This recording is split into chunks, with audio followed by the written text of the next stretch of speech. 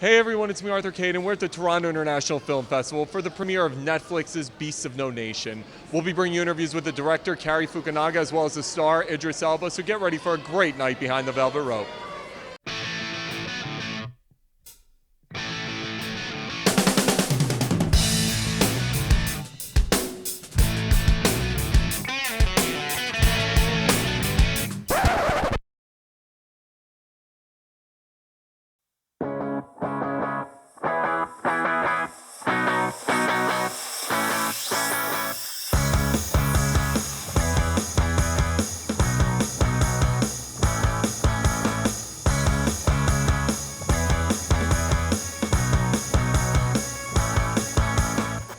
Hey everyone, it's me, Arthur Kade, big fan of this guy, Idris Elba. First of all, this movie, Beasts of No Nation, so beautiful and so powerful. Thank you. Talk to me about, what was it about this story that wanted you to make a movie about it and get involved?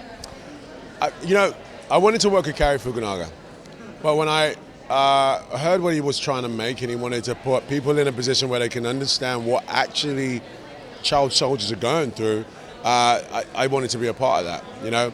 I come from Sierra Leone and Ghana, and Sierra Leone was, a part of a horrible war where child soldiers were utilized, and so there's a part of me that feels kind of obligated to be a part of a film like this.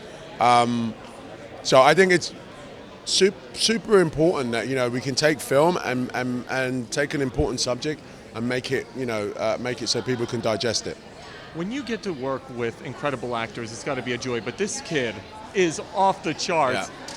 Talk to me about seeing a young talent like this blossoming right in front of your eyes. I mean, it's everything. Listen, I was a young kid one time where no one knew who I was or whatever. I had a little bit of talent. I went there, and that is the seed. Watching that man grow and letting him spread around the world is great. In this film, he's so important because he's never done it before, and he's excellent in the film. And it's just an opportunity for him for us to see a rising star.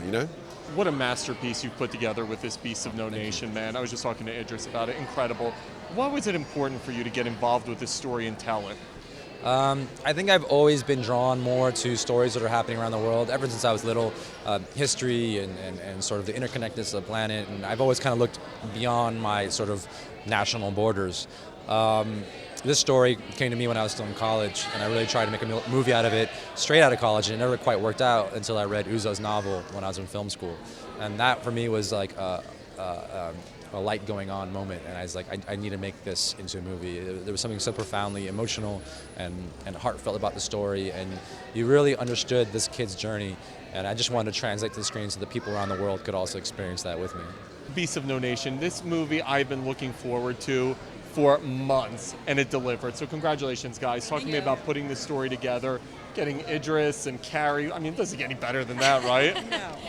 It truly was a dream team. The dream team, I love it. Tell me about working with them and putting this story together.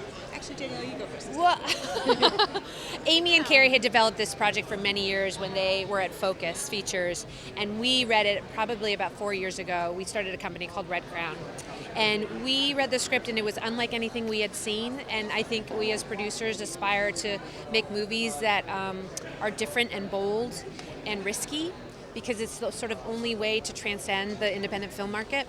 And so we read it and we wept. I mean, 3 or 4 times right away. And we admired Cary, we admired Amy as a producer. And so we sat them down and we said, we will commit to this project right away, no strings attached. And Cary said, well, I'm going to go do this thing called True Detective. It's just like this weird new thing. I think I'm going to go do that. And we're like, no, do our movie first. But then it had ended up being the best thing he could have done, because that was such an extraordinary thing. And so we sort of started producing it in earnest about 2 years ago now, right? I think even 3 years ago, honestly.